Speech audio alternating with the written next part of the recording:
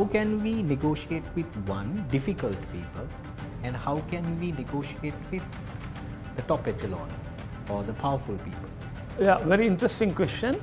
Arshad, we faced this situation. These are natural phenomenon. I mean, very day-to-day life, we negotiate with the people who has more power, more resources than we have. We are negotiating with the powerful person. I wish to term this as a negotiating with bullies. I call it negotiation bullies. Not because they are big in size, but they have the power. Perhaps sometimes they are the only supplier, sole supplier, or they are powerful by virtue of their position, the power entrusted by various factors. How do we negotiate? There are ways that you could address that. First one, preparation is the key. There's no substitution of preparation. If you fail to prepare, you better prepare yourself to fail. Arshad, if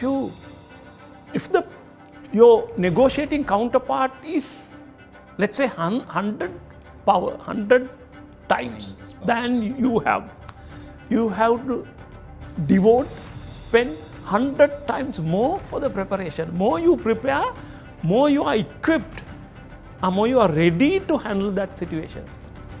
Yet, there are some people who comes to your shoulder with no apparent reasons. They believe they are powerful and they want to. Their negotiation strategy is that. They will come to your shoulder, they will come to your head, and they will say, look here, this is my way.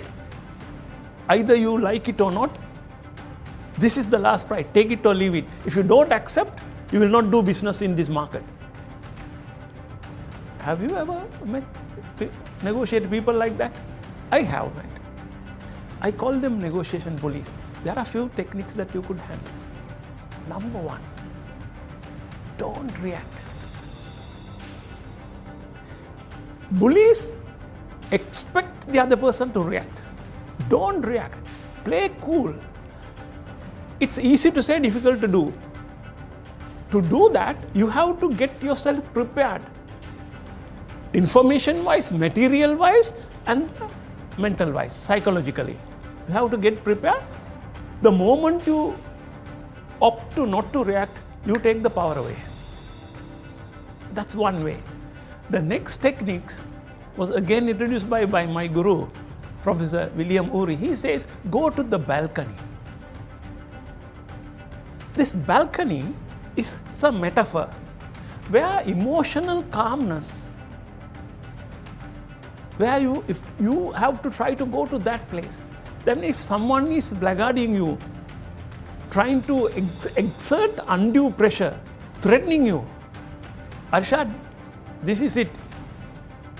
End of it. If you don't agree, you're finished. And if that happens, go to balcony.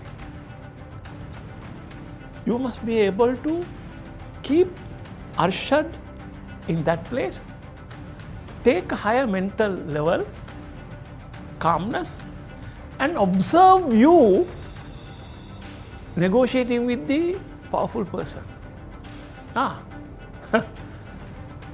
That's the executive of this company, Arshad, negotiating with the customer, powerful customer. He's blackguarding me.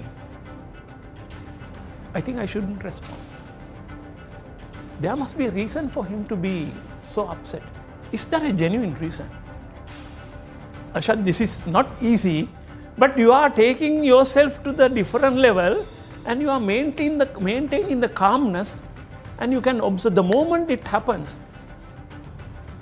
And it comes to your mind, what is the best thing to do or say at that moment? If not, you are emotionally attached to that, you are disturbed, you do exactly opposite what you ought to do. And it could be even detrimental and damaging. So I gave you 2 points. Number one, don't react. The moment you react, you take the power away from the negotiation bully. Number two, go to the balcony. That's the metaphor, that's the emotional calmness of higher level. Hire yourself.